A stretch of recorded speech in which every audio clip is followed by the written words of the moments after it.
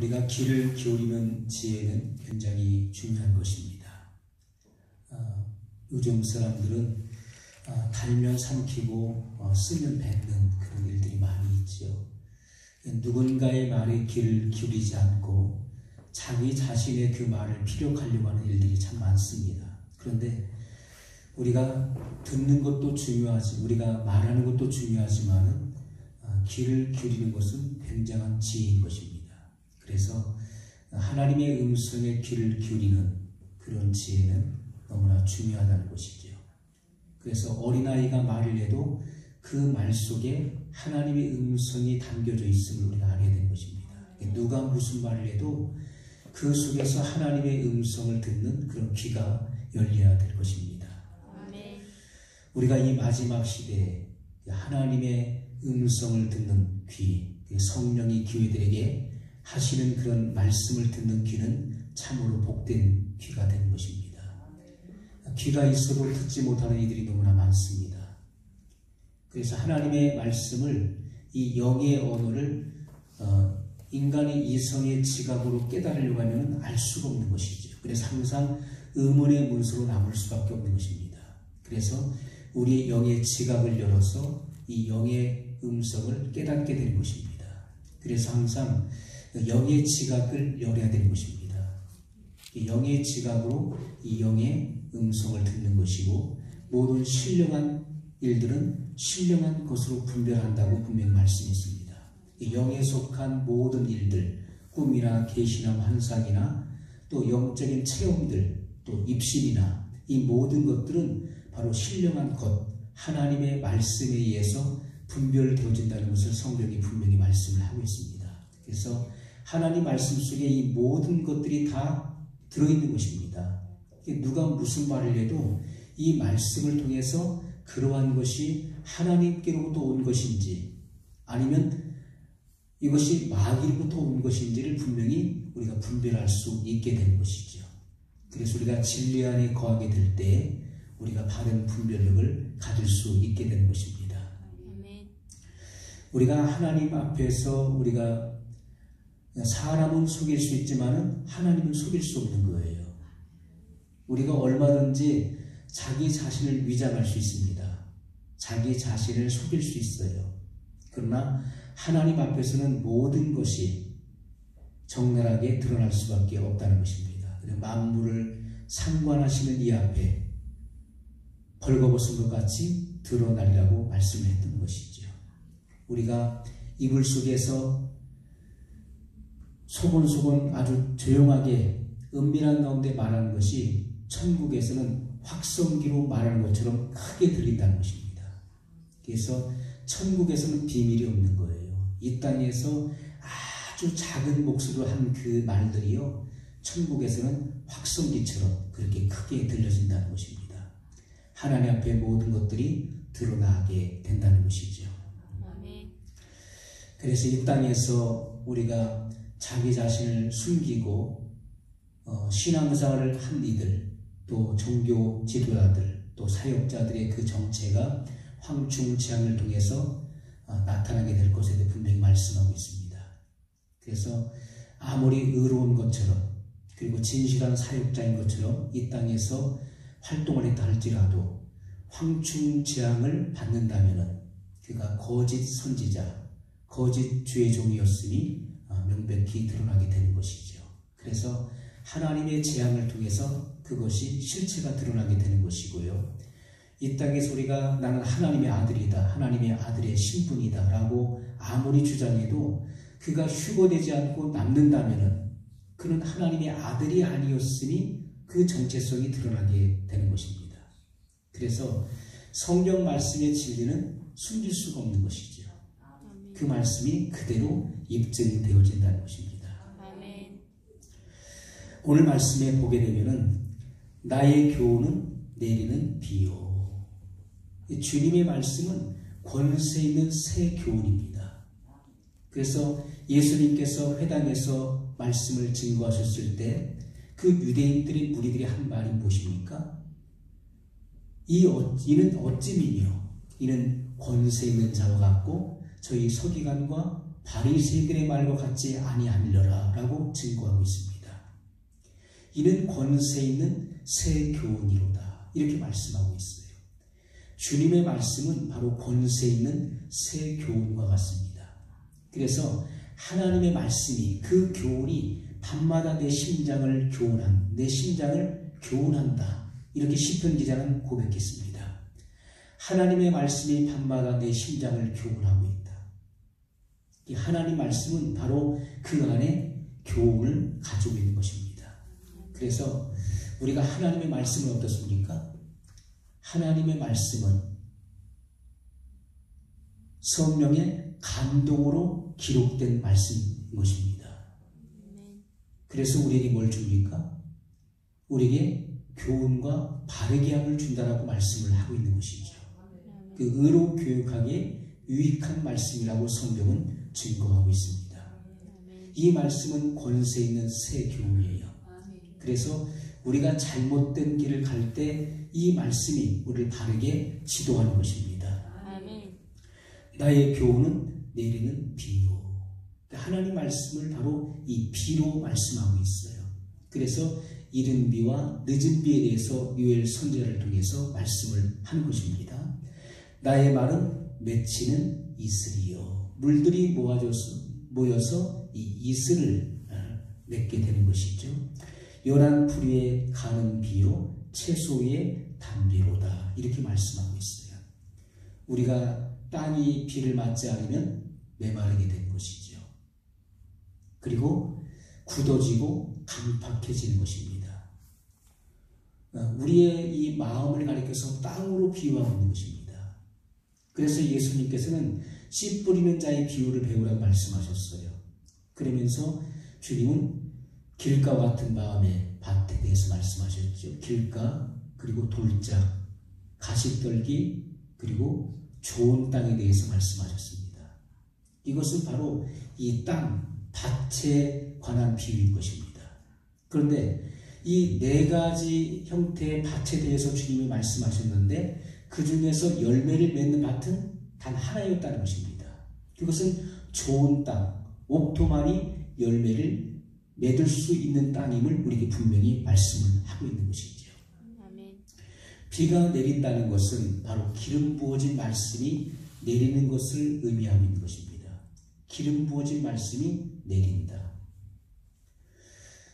우리가 초대교회를 보게 되면은 그 오순절 날에 성령이 임하셨습니다.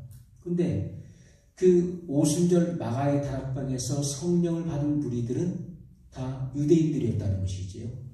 그들은 기도하는 가운데 성령이 임하셨어요. 그들은 예수님의 약속을 믿고 기다리는 자들이었습니다.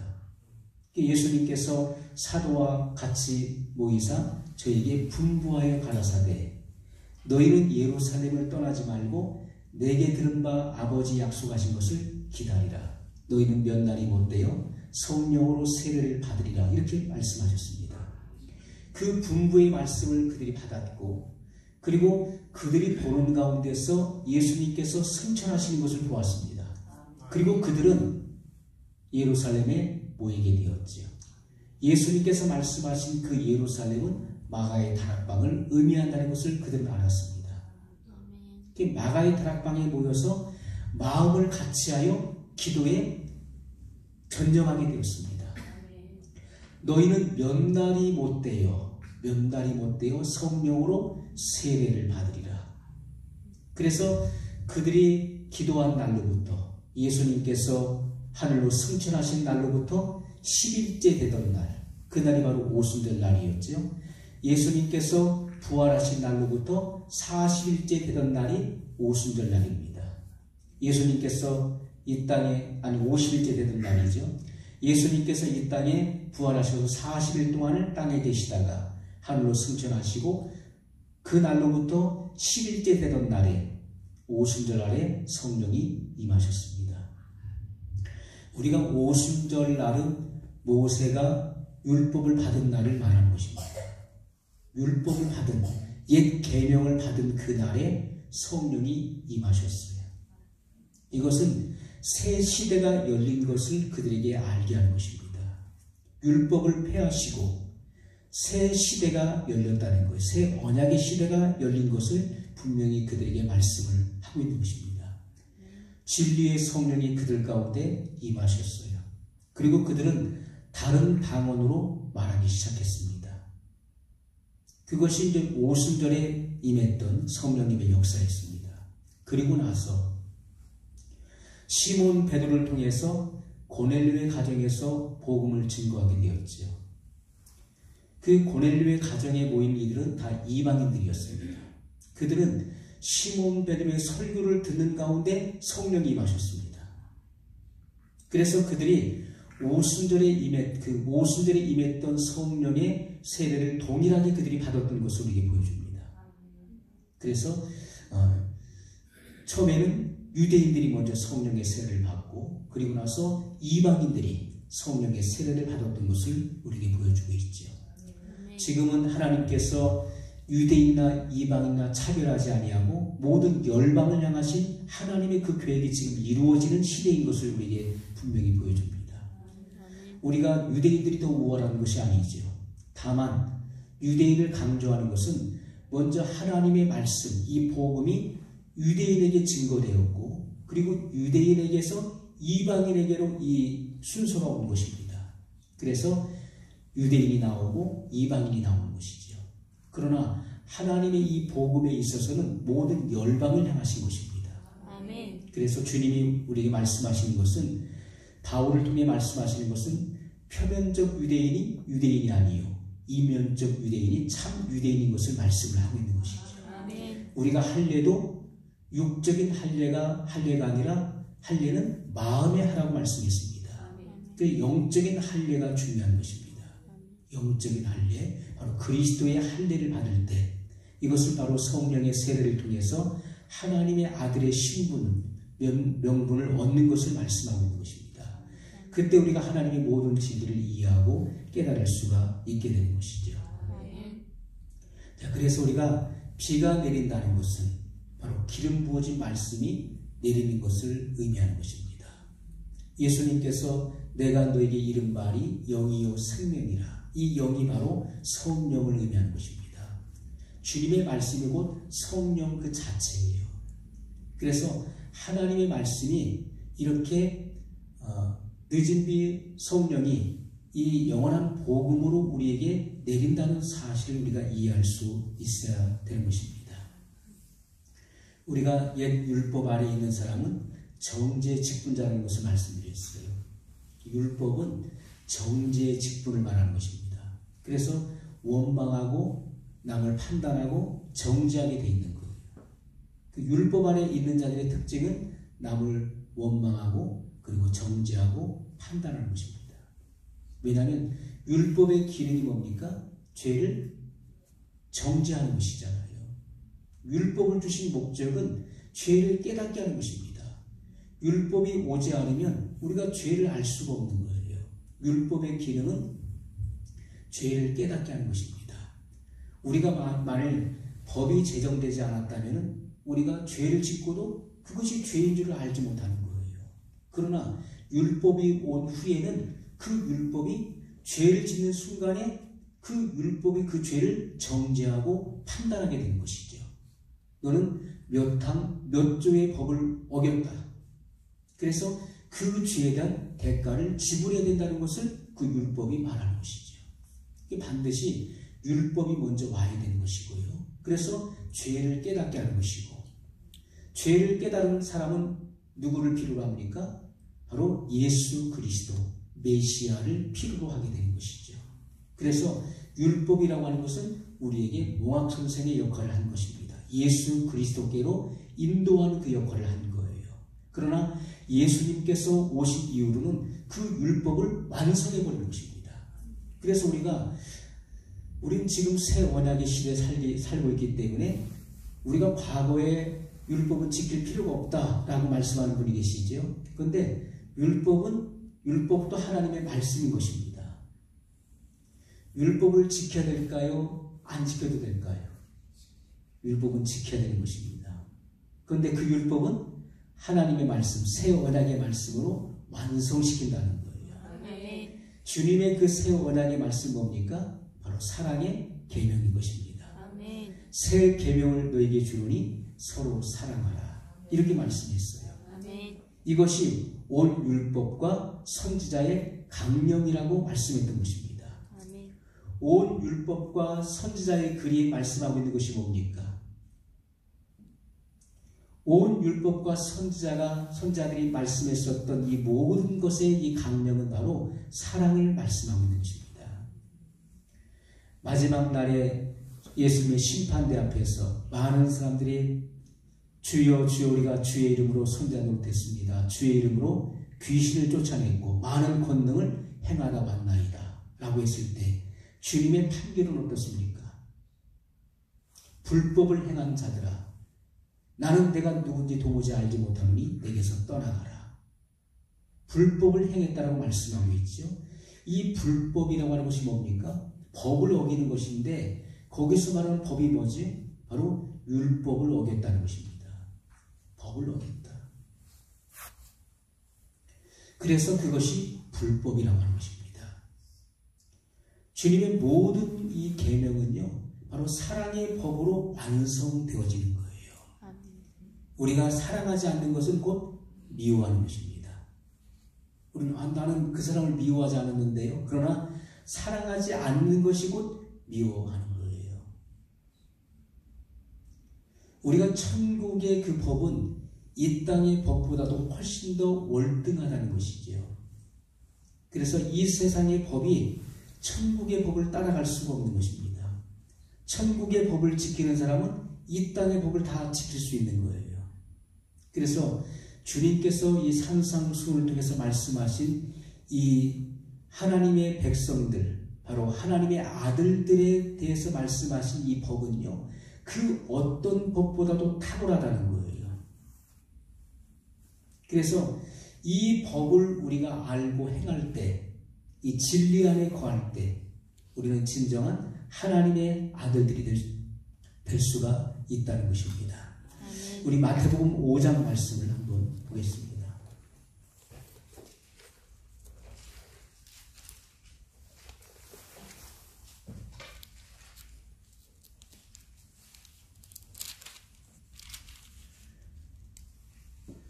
마태복음 5장 1절부터 보겠습니다.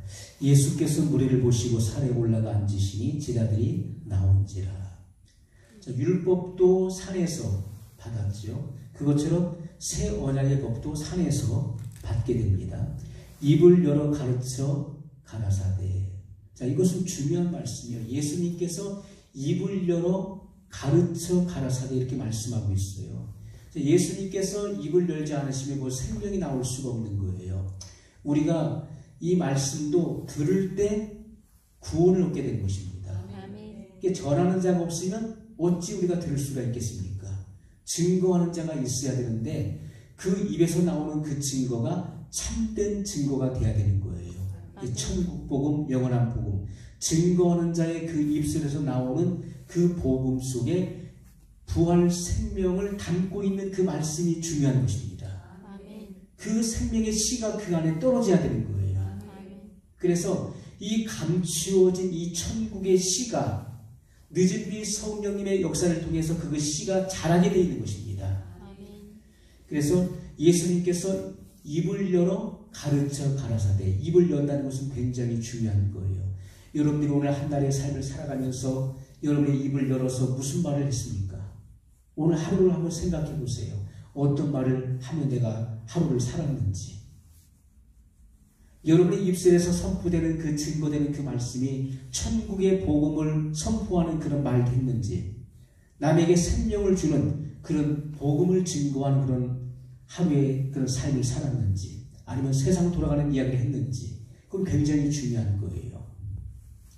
예수님은 입을 열 때마다 그 속에서 이 천국의 비밀한 복음이 증거됐던 것을 우리에게 분명히 보여줍니다.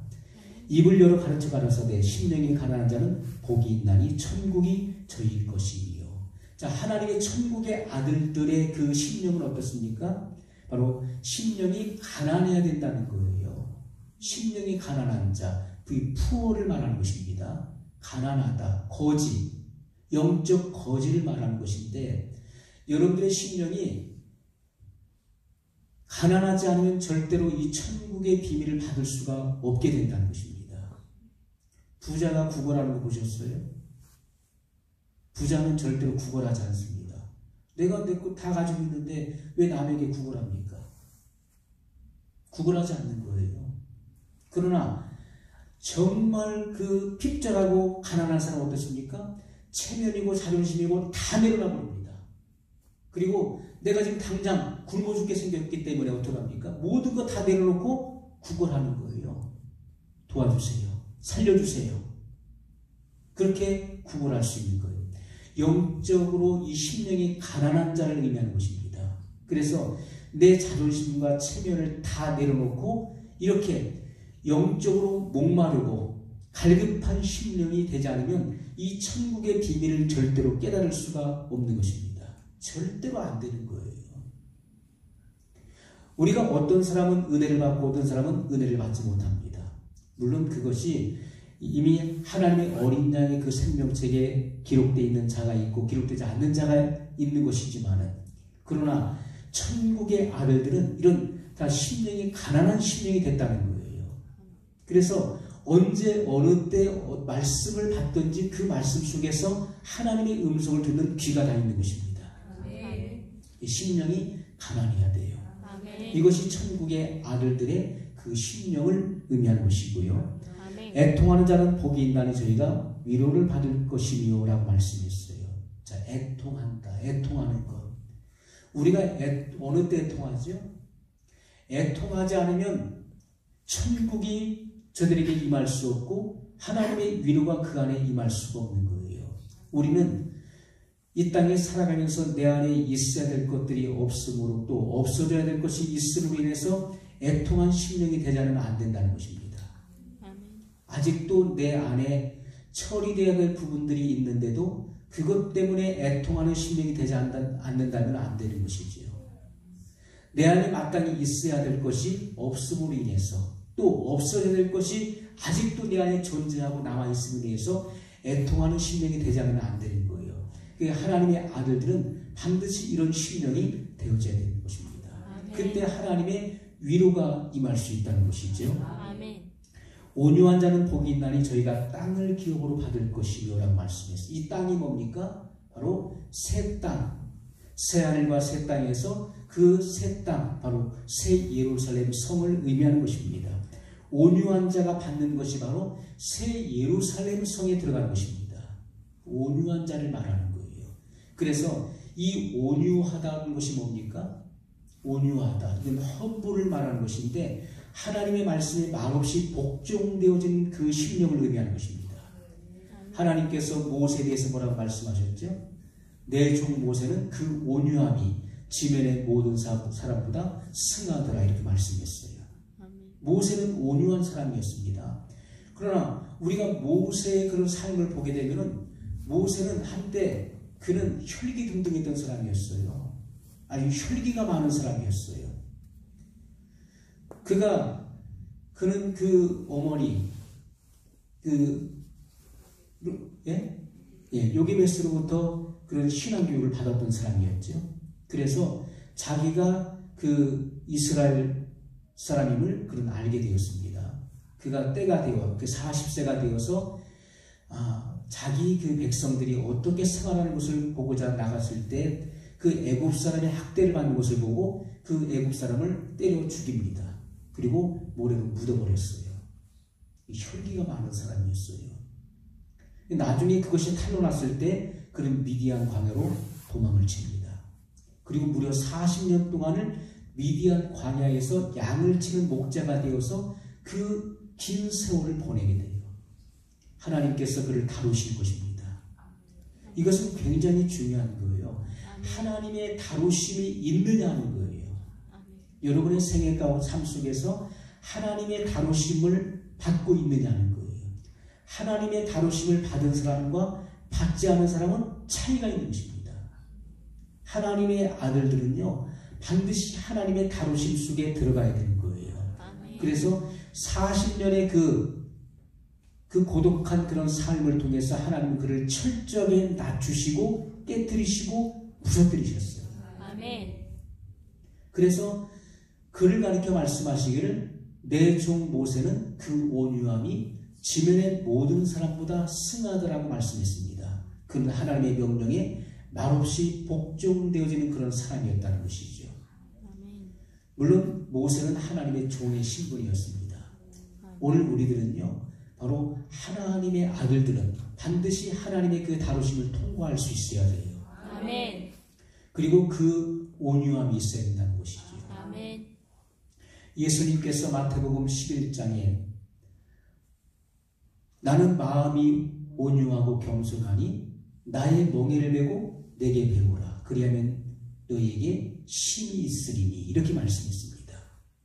우리가 이 쉼이라고 하는 것은 영적인 안식을 의미하는 것이잖아요. 진정한 마음의 평안. 이것은 어느 때 임하는 것입니까? 주님의 마음을 배워야 되는 것입니다. 주님의 마음은 온유하고 겸손한 마음이에요. 그 온유한 마음이 입혀질 때 진정한 평안을 누릴 수가 있게 된다는 것입니다. 아멘. 하나님의 다루심을 받은 사람들은 다 하나님의 그 다루심 속에서 온유함과 겸손함을 옷 입게 되는 것이지요.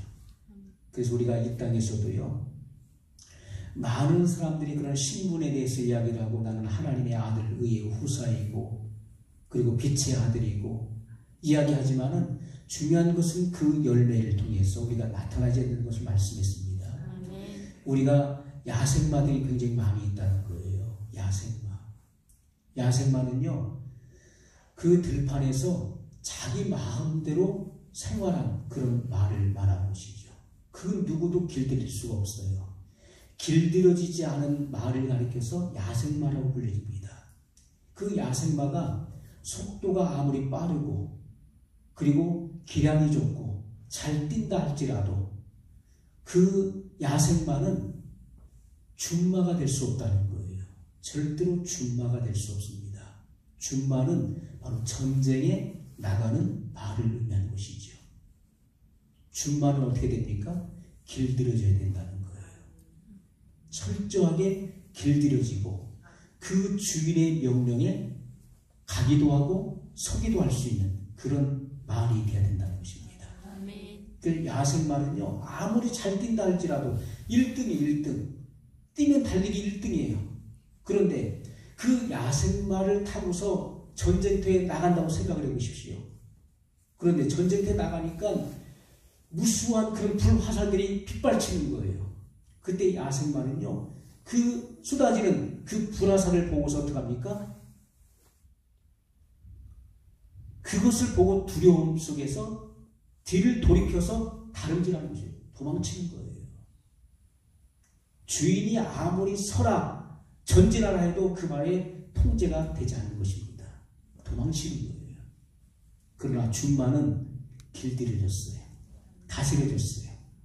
그래서 다스림을 받았기 때문에 그런 불화살이 빗발쳐도 그 주인이 전진하라 하면은 두려움 없이 그 불화살이 쏟아지는 그 전쟁터를 달릴 것입니다. 질주하는 거예요. 서라 하면 서는 것이고 그 명령에 그대로 복종되어지는 것입니다. 그것이 바로 온유한 심령을 말하는 거예요. 하나님의 명령에 내가 가기도 하고 서기도 하는 것입니다. 아멘. 그런 사람이 쓸모가 있는 사람이에요. 아멘. 통제되지 않는다. 자기 마음대로 한다.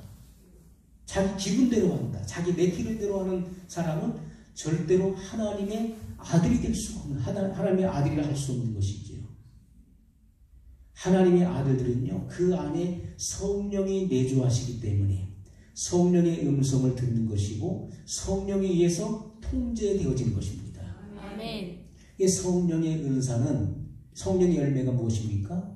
오직 성령의 열매는 사랑과 희락과 화평과 오래 참음과 자비와 양선과 충성과 온유와 절제니 이 같은 법을 금지할 법이 없느니라. 이 세상의 그 어떤 법으로도 제어할 수가 없다는 거예요. 아멘. 이것은 성령의 법입니다. 아멘. 이것이 먼저 우리 안에서 열매를 맺어야 되는 것이고 우리 내면 속에서 그것이 열매로 드러나야 되는 것이죠. 이것은 바로 그리스도 예수의 품성을 말하는 것인데 그것이 바로 우리 하나님의 아들들의 성품화되어야 된다는 것을 말씀을 하고 있는 것입니다. 아멘. 그런데 사랑으로부터 시작해서 마지막에 맺어진 열매가 뭐지? 그것은 절제라고 하는 것입니다. 절제. 이것은 셀프 컨트롤을 말하는 것이죠. 셀프 컨트롤. 이것은 스스로 제어된다는 것을 말하는 것입니다. 아멘. 스스로 제어되는 거예요. 이것은요, 내가 뭐를 하고 있는데 이것은 철저하게 질서에 의해서 이루어집니다. 이것을 금했을 때 바로 거기서 멈추는 것을 의미하는 거예요. 내가 어떤 은사 활용을 하고 있는데 그 은사를 멈추세요 하면은 거기서 멈춰질 수가 있어야 되는 거예요. 나 멈춰지지 않는데요. 계속 나오는 걸 어떡합니까? 하는 사람은요, 성령의 역사가 아니라는 것입니다. 성령의 역사는 바로 셀프 컨트롤이에요. 거기서 스스로 제어가 되는 것입니다. 그래서 모든 일에 절제가 없이는 그 성령의 역사라고 볼 수가 없다는 것이죠. 우리는 반드시 성령님의 그런 내주하심을 통해서 하나님의 아들들은 성령의 내주하심이 있는 것이죠. 그래서 성령에 의해서 살아가는 것이고 무릇 하나님의 영으로 인도함 받는 그들이 곧 하나님의 아들이라고 말씀하고 있잖아요. 아멘. 하나님의 영의 인도를 받는다고요. 하나님의 영이 어디 계십니까? 하나님의 아들들 안에 계시는 거예요. 그 빌립보서 2장 13절에 보면 너희 안에서 행하시는 이는 하나님이시니 자기의 기쁘신 뜻을 위하여 너희로 소원을 두고 행하게 하시나니 이렇게 말씀하고 있죠. 아멘. 너희 안에서 행하신다. 그 워크, 일한다는 것이죠. 이것은 성령이 우리 안에 내주하시는데 내주하셔서 가만히 계시는 게 아니에요. 성령님이 내 안에 계시는데 내 안에서 가만히 계시나? 그것이 아니라 성령님은 바로 진리의 영이시잖아요. 그 하나님의 그 뜻을 성취하기 위해서 내 안에서 일하고 계시는 분이십니다. 너희 안에서 행하시는, 일하시는 분은 하나님이시니 성령 하나님을 말하는 것이죠. 아멘. 자기의 기쁘신 뜻을 위하여 너희로 소원을 두고 행하게 하십니다. 아멘. 성령님이 우리 안에 오신 이유는요, 나 잘되라고 오신 게 아니에요. 여러분의 사업을 번창하게 하고 여러분 물질적으로 축복받고 여러분의 영달을 추구하게 하고 여러분을 잘나가게 하기 위해서 이 세상 가운데서 명예를 하기 위해서 여러분 안에 오신 분이 아니십니다. 많은 사람들이 예수님 믿으면 축복받는다, 예수님 믿으면 만사가 형통한다, 잘된다 이렇게 부추기지 않습니까? 잘못된 것입니다. 성령님이 우리 안에 내주하시는 그 목적은요, 분명한 목적을 갖고 오신 것입니다. 그것은 자기의 기쁘신 뜻을 성취하기 위해서 우리 마음의 소원을 불러일으키신다는 거예요. 아멘. 그것이 하나님의 뜻인 것입니다. 아멘. 하나님의 뜻을 이루기 위해 우리 안에 오신 것이지 우리의 뜻을 이루기 위해서 오신 분이 아니시라는 거죠. 그런데 우리는 마치 하나님이 나를 위해서 존재하시는 분으로 생각을 하고 나 잘되게 하기 위해서 하나님이 필요한 분으로 생각을 하는 거예요. 그러니까 하나님은 언제든지 내가 필요할 때 계셔야 되는 것이고 나를 도와주셔야 되는 분이시고 그런 어린아이 신앙 가운데 많은 사람이 머물러 있다는 것이죠.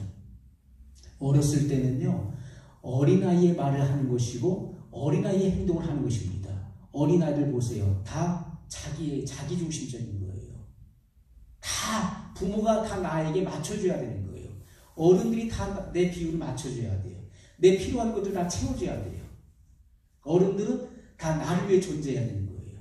그러나 장성한 사람이 됐을 때는 어떻습니까? 돌아보게 되는 것이죠. 아멘. 그리고 부모님의 뜻을 헤아리게 되는 것이고 아멘. 그 뜻을 알고 행할 수 있게 되는 것입니다. 아멘. 그것이 장성한 자예요. 아멘. 그래서 우리가 하나님의 종들은 아버지의 뜻을 모르기 때문에 하나님의 뜻을 모르기 때문에 그렇게 어린아이의 언행을 할 수밖에 없지만은 하나님의 아들들은 하나님의 비밀을 아는 자들입니다.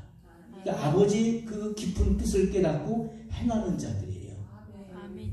그래서 우리가 하나님의 아들들이 되어야 된다는 것입니다. 아멘. 자기의 기쁘신 뜻을 위하여 너희로 소원을 두고 행하게 하십니다. 소원을 두고 일으키시는 것입니다. 성령님은요 마치 불과 같습니다. 그래서 우리 안에 하나님의 그 선한 소원을 불같이 일으키시는 분이에요. 확 일어나는 분. 그래서 성령을 소멸치 말라라고 말씀하고 있죠. 소멸시킨다는 것은 뭘 말합니까? 그 불을 꺼트려 버린다는 거예요. 성령님은 하나님의 그 기쁘신 뜻, 하나님의 그 의를 드러내시는 그 일을 행하시는데 내 안에서 불같이 일어나시는 거예요. 아멘. 하나님의 나라와 그 일을 이루시기, 성취하기 위해서 내 안에 불같이 일어나시는데 내가 그분의 하시는 말씀에 순종하지 않고 내가 순종하지 않는다는 거예요. 기분 나쁘다고 내 마음이 감정이 좋지 않다고 그 일을 멈춰버리는 것입니다. 그때 성령님은 아무 일도 할 수가 없는 거예요. 내가 하지 않겠다는데 성령님께서 강제로 일하시지 않잖아요. 성령님께서 내 안에 불을 일으키실 때 그 말씀에 순종할 때 그 불길은 거세게 타오르는 것이고 하나님의 그 의가 이루어지는 것입니다. 아멘. 그래서 우리가 계시록 3장 20절에도 볼지어다 내가 문 밖에 서서 두드리노니. 자, 라오디기아 교회에 하신 말씀인데 주님은 당연히 교회 안에 계셔야 될 분이 어디 계십니까? 교회 밖에 계시는 거예요. 볼지어다 내가 문 밖에 서서 두드린다.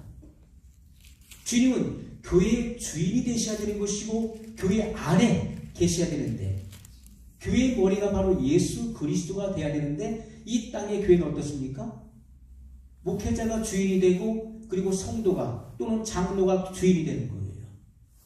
주님은 문 밖에 서 계셨어요.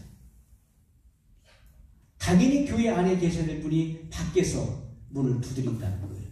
내가 문 밖에 서서 두드리노니 누구든지 내 음성을 듣고 문을 열면 내가 그에게로 들어가 그로 더불어 먹고 그는 나로 더불어 먹으리라고 말씀해 주십니다. 아멘.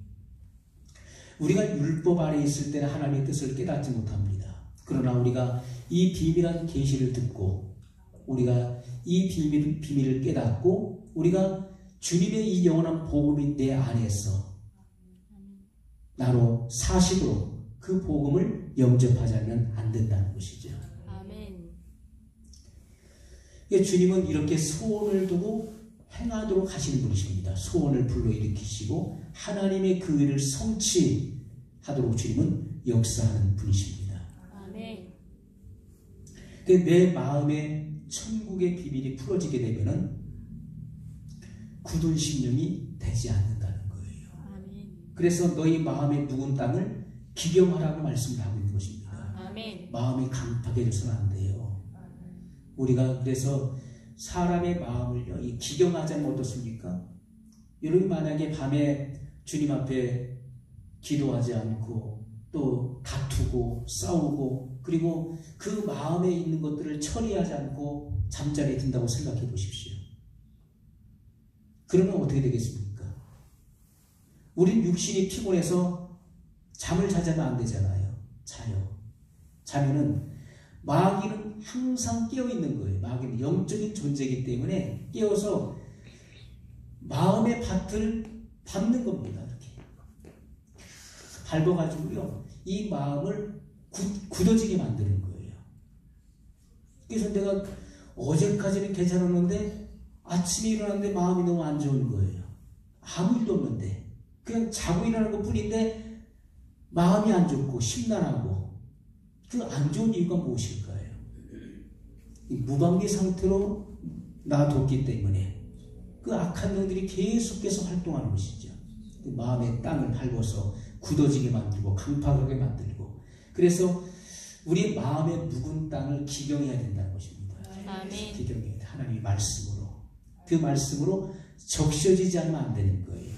아멘. 늦은 비 성령님이 바로 이 성령의 비로 내 마음이 적셔져서 아멘. 강팍한 심령이 돼서는 안 되는 것이고 굳은 심령이 돼서는 결코 안 된다는 것입니다. 아멘. 좋은 땅이 될 때 비로소 이 천국의 씨가 감춰져 있는